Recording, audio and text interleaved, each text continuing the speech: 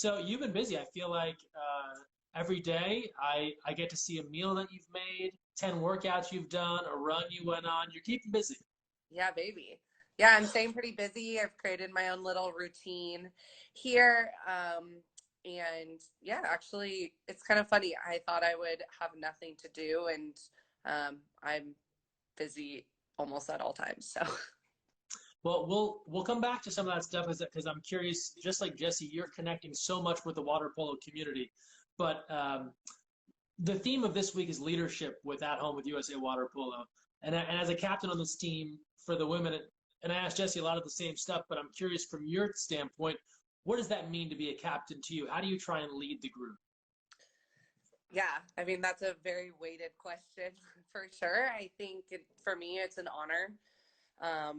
We have such an incredible group of women, and to be able to represent them when the time comes is truly an honor. And I think that's what I love about our team is that we have a lot of shared leadership, and so that makes my job very easy. We have so many great leaders in different ways, and that's so important in a team sport. It's not about one person or one voice. It's about how can we figure out how to accumulate a bunch of different voices, different opinions, different styles of play, different styles of leadership into one cohesive unit. So to me, it's totally an honor. I am very proud to wear that name, but it's definitely a responsibility because of the women that we have in this group and the country we're representing. And so I try to represent that the best I can and know that it's a growing responsibility in the sense that that's kind of, you've heard me many times, that's how I approach life, but every day is an opportunity to represent that to the best of your ability. And yeah, I think for any of you guys who are captains out there, or maybe you're not captain, like anybody can be a leader. You don't need the title. I think that's really important, and that's what we have on our team. I may be the captain in terms of I carry the flag, and that's what's written down on the roster, but we have 17 captains in the sense in all of our own different leadership styles. And I couldn't be doing what I'm doing without having, the people step up in different leadership roles to make all of our lives a bit easier. So I think that's something that's really important to remember. Be honored and humbled to be a captain of a team and take it seriously and know it's a responsibility to represent your team well, but also you don't have to be a captain to be a leader. You can, you don't need the title, and if you Sure, have the yeah. title, be open to sharing it. I think that's so important. Outside of water polo, I know you follow other sports, whether they're a quote unquote captain or not. Is there other athlete or athletes that you looked up to or still look up to that you just like their leadership style? Oh yeah, outside of water polo or inside Yeah, water polo? outside. Inside of water polo would be very easy for me. I don't know.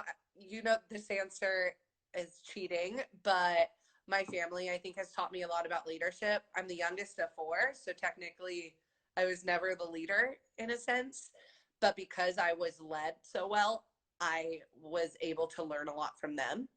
And they all played water polo, so that was kind of a cheat. But I've learned a lot of the values about, I actually learned a lot of the Yes. values about leadership through my older siblings. Ashley and I were just talking about that, like how without our siblings, we wouldn't be where we are today.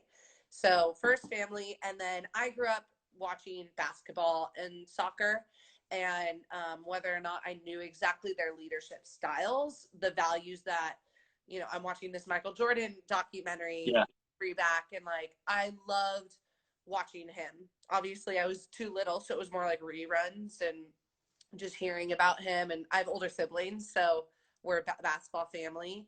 And Magic Johnson, I had Magic Johnson's ball skill handling VHS, and I used to do that upstairs in the playroom. And I looked up to Mia Hamm a lot. Didn't know her at all, but I would say those were some athletic role models I had that I didn't know necessarily their leadership style, but I learned like work ethic was really clear in all three of those.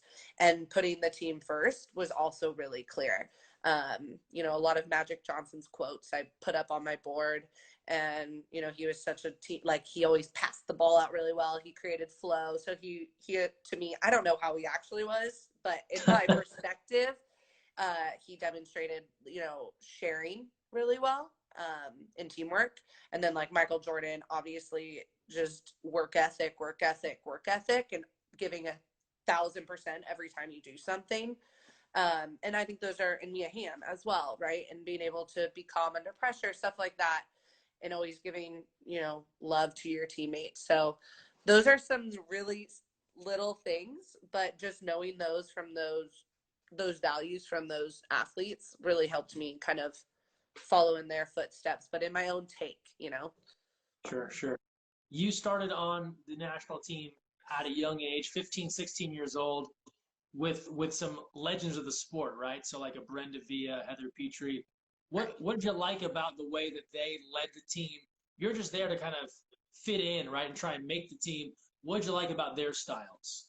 Yeah, I mean, I was super lucky. I came in at such an incredible time, because I was a youngster. I was just a sponge, soaking up knowledge and experience from these older, badass stars. I mean, they didn't act like stars, but to me, they were. Like, I had their autograph, like, and there I was getting to play side by side with them. And that's one thing I really loved about Brenda and Petey is although they were going for their fourth Olympic Games and had all these accolades, and had so much experience in the sport, they treated me just the same. Of course, I was the young sister on the team, and so of course they treated me different in that way and making fun of me like as anybody should to a younger sibling and just poking fun, like that's normal. But in terms of being able to earn their respect and have them as friends and equal teammates and not just these people who are stars, that was so cool. They are so humble in what they do and how they lead, and so inclusive, and very different. Like Petey was, I got a sense of pride from Petey. She is all about representing our country and stars and stripes and having pride in that, but then also exuding that pride and love to everybody around you. So she was always the first one to give a hug, give you, a high five if you needed one.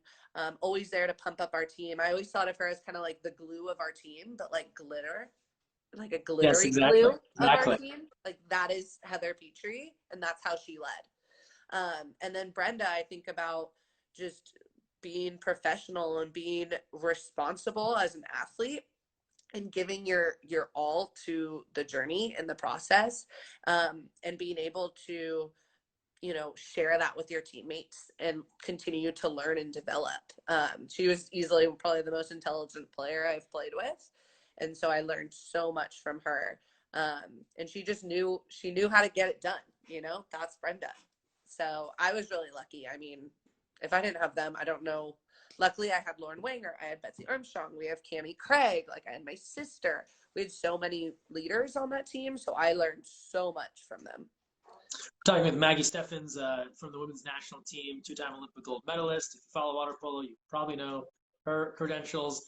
Feel free to drop your comments or questions here in the comment section. We had a question during Jesse's talk about being a captain in high school, and I was thinking back to your career. You had this kind of weird moment, right, where you were the youngest person on the national team trying to learn, but then you'd go back to high school after a summer abroad, and then you'd be like the star of stars in high school, and you had to kind of come back to that level. How did you handle being a leader at high school after being the youngster abroad? Yeah, I mean, very different situations. But I think that's what helped me be a better leader in high school was playing at that elite level with such elite athletes. Like I said, getting to play with Brenda and Petey and my sister and Betsy and Cammie Wanger, like all these girls allowed me to learn so many different values to a team, and how can you kind of channel those different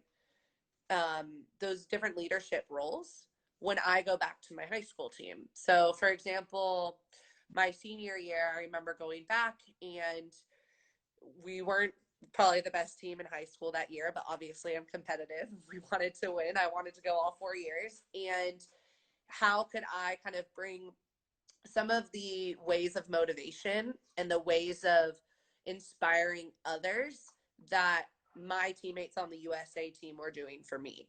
So how can I take, I had on the national team, I had doubt, right? I wasn't as confident. I didn't have a specific role on the team quite yet. I was in that phase of just trying to figure out where I fit, nervous, anxious, but also excited at all times. But then on my high school team, I was confident. I knew my role, and so those are super different dynamics, right? And so I got a better understanding of what my freshmen and sophomores were feeling, because I was feeling the exact same way on Team USA. And so I think just having those conflicting or contradicting roles on different teams really helped me understand how to be better in both places, right? So how can I be a better follower knowing what it's like, for a leader? Or how can I be a better leader for these individuals knowing I feel that same way on a different team? So that's kind of how I handled it. And I've always been really, I love water polo. I heard Jesse talking about it. Like, this is our passion. This is our sport. And I always just reminded people, especially in high school, that in order to win, we need the whole team. Like, there's not one person that we don't need.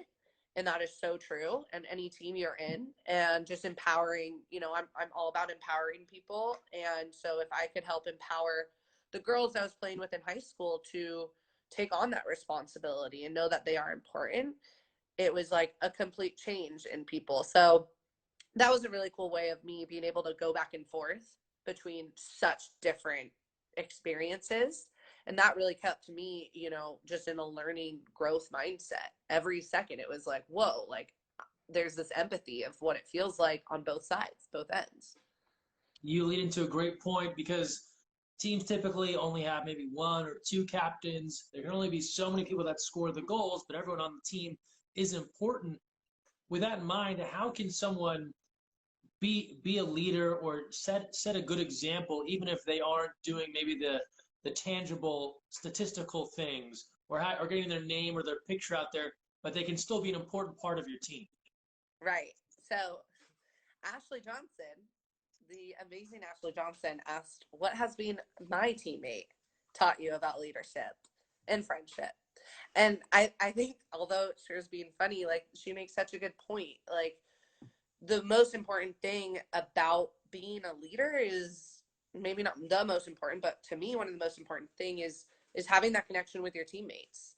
And so if you can create that respect and trust between your teammates, then it doesn't necessarily matter what you're doing, tangibly, like you mentioned. Maybe you are doing that and maybe you aren't, but what matters is that you're having this consistent connection with the team and you're always putting the team first. So no matter what it is, the team matters most, and getting everybody on that common mission, that common goal, that is so important, whether you're in club, high school, college, international.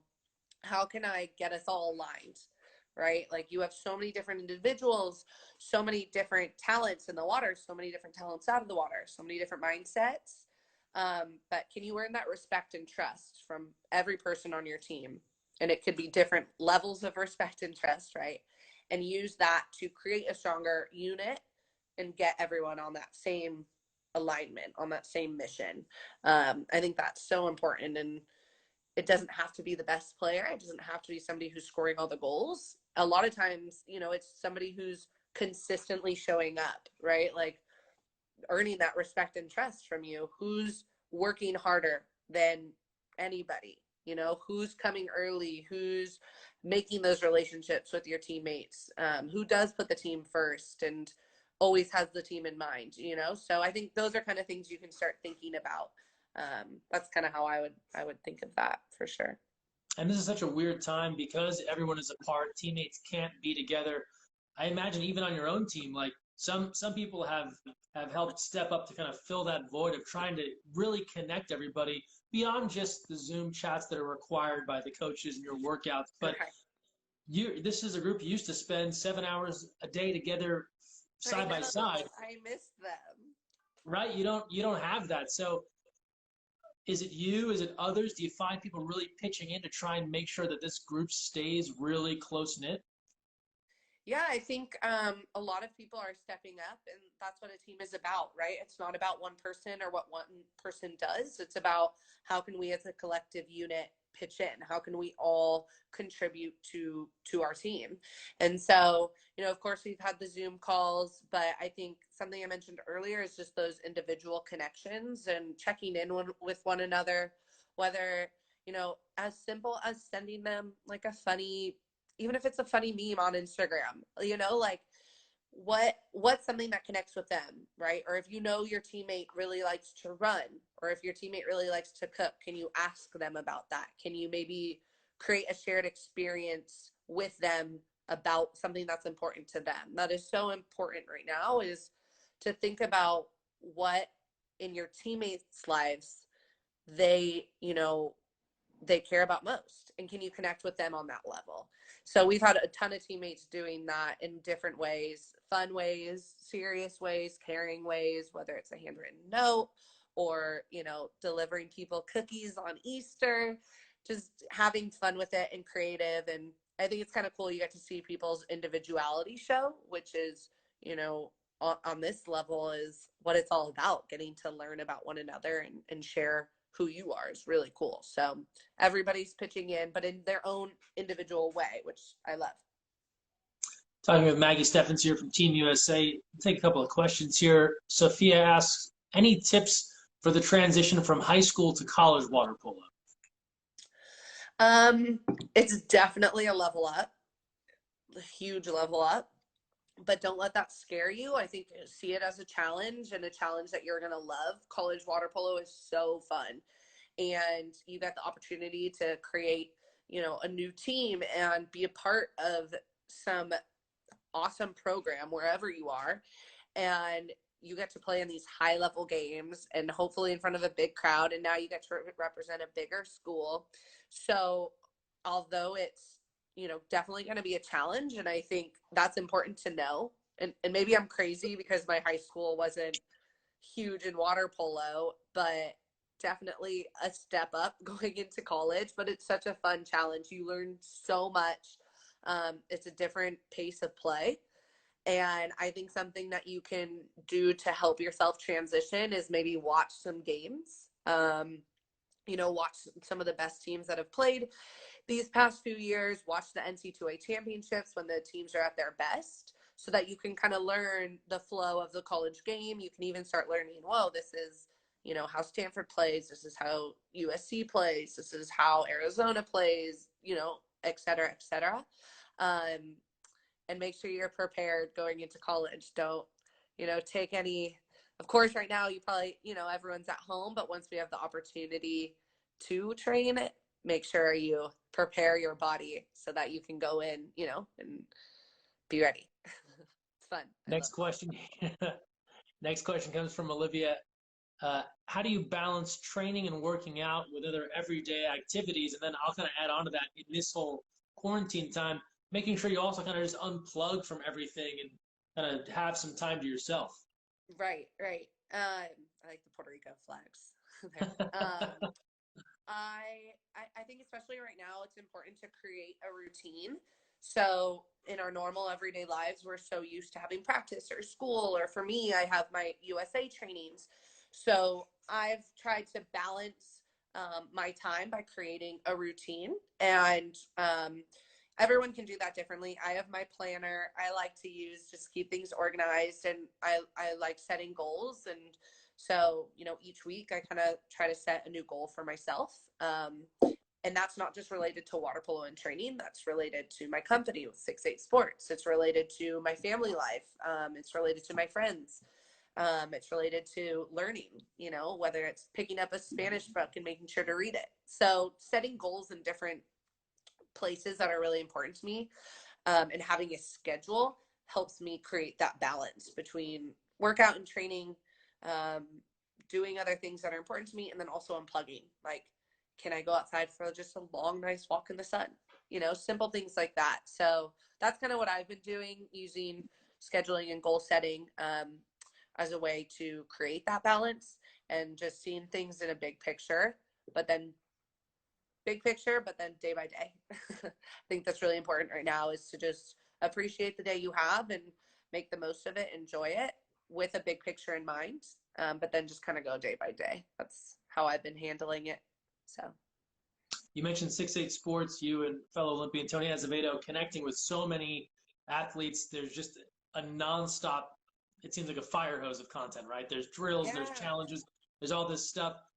Of all the athletes you're connecting with, and I asked Jesse, because Jesse, I think he overcommitted. He said he had 53 Zoom calls lined up with different clubs.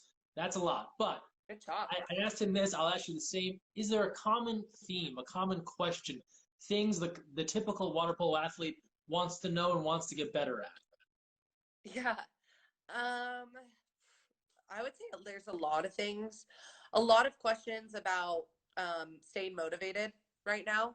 And my answer to a lot of those is remembering your teammates. Like I said, the team is the most important, and the more you can think about them, the more motivated you're going to be. And just remembering your own personal goals. Like I just talked about, do you have a vision? Do you have a dream? Is it crazy? That's totally okay. And that's coming from me who has crazy dreams. So that's just how I am. So have those, still know those can happen, and then bring it back to smaller goals that you can maybe do every day. Like I talked about, maybe something super small. Can I cook one time this week? Can I can I run more miles this week than I did last time? Can I touch the water polo ball every day this week? Think of little things that can help you stay motivated and accomplish in a sense, or maybe fail at, which is very normal. I've failed at so many goals I've set for myself this quarantine. And just remember to think of your teammates. But both of those tips kind of apply to outside of this situation as well. But I would say that's been one of my main questions, is just staying motivated in this time, and what tips and tricks of that. I would say that's what I've heard a lot of. Gabe asks, how do you manage adversity during important games? Hi, Gabe. So handling adversity during important games, I think, doesn't happen in that game. I think it happens in the many practices you do before, and it happens mentally in your mind probably the night before, or every night leading up to that game.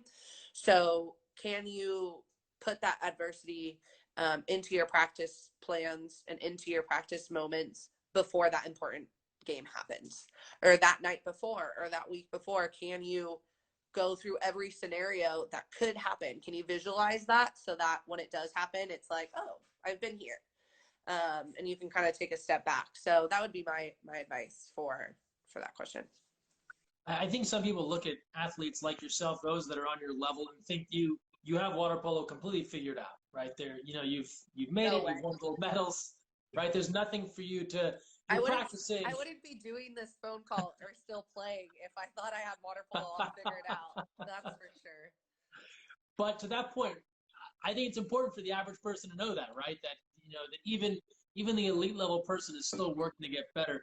What are water polo things that you want to be better at, that you think you can still do better? Oh my God, everything? Can I say everything? Okay, let me make a list. Speed. I guess endurance goes into that. So overall fitness, let's just put that there.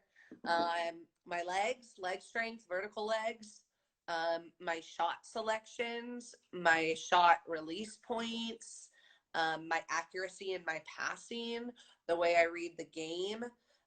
So water polo IQ, the way I block, coming over my hips better, defending 2 meters better, guarding the drive better, driving. But honestly, like everything that was very, like, I actually was thinking those in my head. I was thinking about like all the things I need to improve in, and those, like, literally so many things. So I do not have it down.